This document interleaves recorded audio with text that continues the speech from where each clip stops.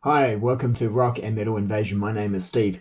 Coming up on the show today, I'm doing hot metal. I'm going to talk about a magazine that came out from the late 80s, started in 1989, went through the 90s, and it was called Hot Metal, and it was an Australian magazine.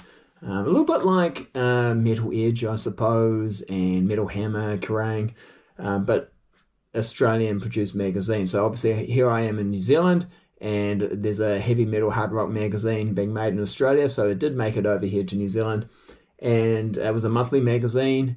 And here's a copy from one of the earliest copies I've got. This is issue 20 from October 1990. This says here $3.20 Australian, so $4.50 New Zealand. So it wasn't a bad value, and it would have adverts on the back like a lot of the other magazines did for albums that are coming out. It's got Aerosmith on the cover, this particular one, but they actually had, they sort of tended to spotlight some of the hair metal bands, hard rock bands, but also, so here's issue 34. It's got Poison on the cover, and then they've got AC/DC. But, then they also did a lot of the thrash bands as well. So Megadeth, Slayer. Slayer was actually a popular one for them. They had Slayer quite a bit. Metallica's on the cover there. But, if you look at the, this is issue 23 from January 1991. The bands they're talking about that are going to be in the magazine. Led Zeppelin, they're going to do a bit of a, recap of them. They've got a chat with Megadeth, Cinderella, Screaming Jets, and so, some Australian bands as well, like Hard-Ons, but also it's got Warrant, Danzig. So real, quite a good mix. So it was quite good, quite a good read because it didn't necessarily focus on just the hair metal. It didn't focus on just the thrash metal. It also, when the alternative music started to become more popular, things like, bands like Faith No More were on the cover.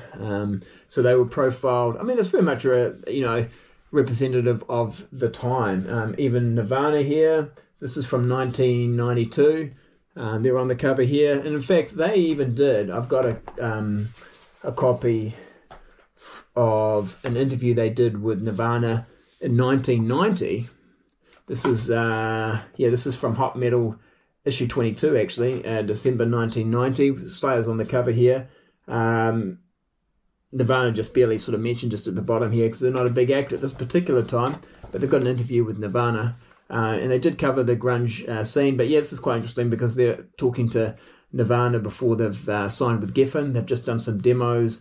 Dave Grohl's only just entered the band. There's a picture of the band there, but I think the guy is called Jason someone, but this is the old drummer. They've got as the picture there. But Dave Grohl's just joined the band. They're in London and they're being interviewed, and they've got some demos and they're shopping them to major sort of labels. So of course we know how that sort of ends up. But so covered everything really. The sort of heavy music kind of scene. It was called hot metal, but I mean, some of the music, I guess you'd say, is more alternative or not necessarily metal or hard rock, but and just quickly show you. So usually we start off with some news there. They would also have posters. So this one's got a poster of Bon Jovi, John Bon Jovi. So there's another poster here. It's on the opposite side of the. This is Creator. So there we go. You can choose really. Do you want John Bon Jovi because they're double-sided, right? Do you want Creator or want John Bon Jovi? If you wanted John Bon Jovi, you probably weren't that fussed about Creator, and vice versa. One more thing I'll mention too is the editor of the magazine. So this magazine was edited by, let's see if I can find the person's name. Robin Dorian. Robin. She actually ends up then becoming the editor at Kerrang magazine. So you might recognise her name if you were a reader of Kerrang magazine. But yeah, it's one more thing too about that's interesting about the magazine is, of course it was called Hot Metal, but what ended up happening, of course, in the sort of 93, 94 sort of period, metal really was not a popular choice of music at that time. Grunge is coming in, alternative music's coming in. So they started to sort of phase out Hot Metal as the name of the magazine. So this is one from 1994 where they're just calling it HM, and they're kind of going the only hard music monthly. It's got Slayer on the cover, but it's also got Tool, and it's actually probably got heavier now. They've got bands like Machine Head, Sepultura, Bad Brains, Obituary. So that obviously, the previous some of the previous magazines had Cinderella and Poison. All the hair metal bands are completely gone now at this point. And then it basically just becomes, they changed the name really to it's HM Magazine or Hard Music Monthly. And yes, so Soundgarden on the cover here. So it did sort of change its name a little bit, but everyone sort of really knows it as Hot Metal. That was really what it was originally called. And I think it sort of, here's some more of the older ones. So these are from the sort of mid-90s. You've got Primus on the cover, Faith No More, Slayer, got quite a few. Slayer on the cover, Suicidal Tendencies, Sepultura. This is the old. Well, so this is the most recent one I've got. I'm not sure exactly how many issues there are of Hot Metal, but this is the sort of newest one I've got. And when I say new, it's we're talking November 1996, issue 92. So I don't have anything past issue 92. I don't know how many issues they did. But I pretty much remember it sort of dying out in the sort of, I think pretty sure it died out in the sort of late 90s, but I'm not sure. But it definitely got through that sort of mid-90s period when metal wasn't that popular. This one's got Kiss on the cover. Kiss about to, of course, get back together with the makeup. But so this is issue number 92. And like I said, I'm not sure how many issues they actually ended up getting to. But so that's Hot Metal or HM Magazine. I used, I've got quite a few here. I didn't actually, these aren't ones I bought back in the day. I did a sort of a bulk buy a few years ago if someone was selling them, but I did used to buy it back in the day. Not all the time. And to be honest with you, sometimes I just get down to the bookshop, and I'm sure I'm not the only person who did this, I just read it in the bookshop, but rather than buy it. But, because money I could spend on a magazine, I could buy on a record or a CD, but, yeah, and actually, as I was going through some of these old magazines or these old Hot Metal magazines, it was interesting too because I came across some advertising for CDs and records, and as you may know, my last episode was about the price of the latest Judas Priest record. How I think vinyl's getting a little bit too expensive. Certainly, sort of getting a little bit too expensive for me, and I'm sort of wondering really if it's worth it anymore for me to buy a new vinyl if the prices are going to continue the way that they are. And it was interesting looking at, this is a shop called the Metal Factory, and it's got a listing of all the records or albums that they've got for sale, and it's got the price. So it's got the LP, so the record, and it's got the CD price. So what's interesting, and this is we're talking 1990 here. So what's interesting, in 1990, you could buy Poison, Flesh and Blood on record for 19 Australian dollars. But if you wanted it on CD, it was 29 Australian dollars. So different from today, right, where the CD is cheaper and the vinyl is more. Back in 1990, the CD was more expensive, like $10 more expensive. So you could have got, and they're all like this. It doesn't matter. Exodus, Impact is Imminent, $19 if you want the CD, $29 if you want the vinyl. So they're all pretty much the same, pretty consistent. Of course, back in these days, we didn't have these, double vinyl, colored vinyl, these different sort of, it was just like, this is the album, this is how much it is, and it's standard price. Everything's the same, so a lot different to today. But yeah, so I thought that was interesting, the prices between the CD and the vinyl. Of course, vinyl, this is 1990, vinyl was starting to become less popular, but you could still buy it. I also thought it was interesting to think, okay, so if a vinyl record in 1990 was 19 Australian dollars, how does that match up with inflation? So yes, it is Australian dollars. So I went on the Australian inflation calculator and worked it out.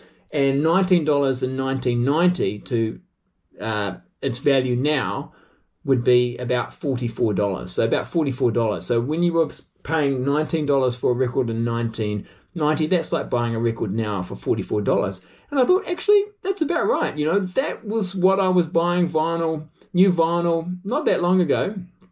I was pretty much able to buy a record for about $44, $45. I'm talking New Zealand dollars. Australian New Zealand dollars are pretty similar.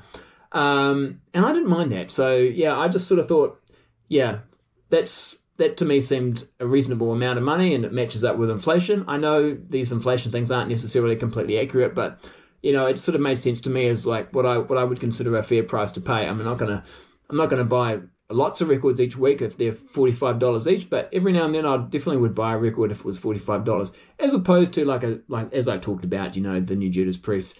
The cheapest I can get it for is $85.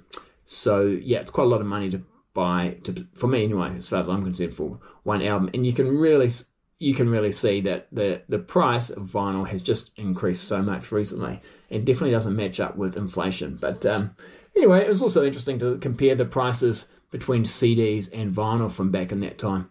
Yeah, so that's a little recap about hot metal. Now, also too, one thing about hot metal is it's actually come back. In 2010, I think they came back online, and then it shut down again about 2020. I wasn't really following it too much then, but I do know that it's made a bit of a comeback again now. Steve Mascord, he has a YouTube channel. It's called White Line Fever, and I think he started up hot metal again online, so they've got a bit of an online presence. They've got a website, I think it's just called hotmetal.com, something like that. But also there's a YouTube channel as well called White Line Fever, which sort of relates to some of the music stuff that's happening on the hot metal website. It's a bit of a Twin Passions kind of YouTube thing for Steve. He's got music, but he's also got rugby league, some rugby league stuff on there as well. So if you like heavy music, hard rock music, and you like rugby league, you should check out his YouTube channel. I'll put the link in the description. And yeah, so if you go to the hot metal site, there's the classic logo there, and there's news of what's happening in the music world on there, so you might want to check that out as well. But as far as physical media is concerned, I guess that's really not going to probably happen these days. But yeah, and just before I finish, one reason why I wanted to that gave me the idea to talk about hot metal and Hot Metal Magazine is because I recently came across this record. So I picked this record up. Now, I didn't even know this existed back in the day, but this is actually a vinyl record. It's called Hot Metal. Australia's loudest magazine, Volume 1, but this is a vinyl record. So it's actually quite a cool compilation. So turn it around, it's got side 1, side 2 here. It's got a lot of big heavy hitters, right? So you got your Guns N' Roses, Ozzy Osbourne, Rat, Motley Crue, Cinderella, Bon Jovi, Poison, Aerosmith, lots of really well-known names, well-known bands. Comes in a really nice gatefold, actually. I'll just show you the vinyl. It's CBS, on the CBS label. Obviously, all these artists aren't on CBS, but yeah, and then just quite a cool gatefold here, where it's sort of got a little bit of information about all the bands. Yeah, so I was pretty happy to get this. It says Volume 1. I'm pretty sure there was never a Volume 2, but yeah, I guess this was sold in the stores in Australia. It's released on cassette and on CD, but yeah, pleased to get the vinyl copy of this. Now, and this, yeah, like I said, has a lot of well-known bands. And also, though, they did, of course, feature some Australian bands, and that's one thing I also probably should mention too, that what was quite good about the Hot Metal magazine, that they would profile a lot of Australian bands as well that you might not know about. Give them some exposure, those hard rock or metal bands from Australia. But it's got a band called BB Steel and a band called Mortal Sin. Mortal Sin are like a thrash metal band from Australia. And BB Steel, they were like sort of hard rock type band. I've got their album, here's their album here, On the Edge. They actually got production and songwriting from Phil Collins from Def Leppard. I helped them out on that one.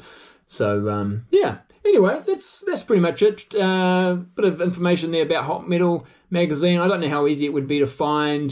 I don't really come across it here, even in New Zealand. And so I thought it'd be interesting to talk about, because possibly people outside Australia and New Zealand may not even know about that magazine. But and like I say, they do have a presence online, so go check out their website. Check out the White Line Fever YouTube channel. It's pretty good. They just did Steve Mascord just did a really interesting interview actually with Dana Strum that's worth checking out.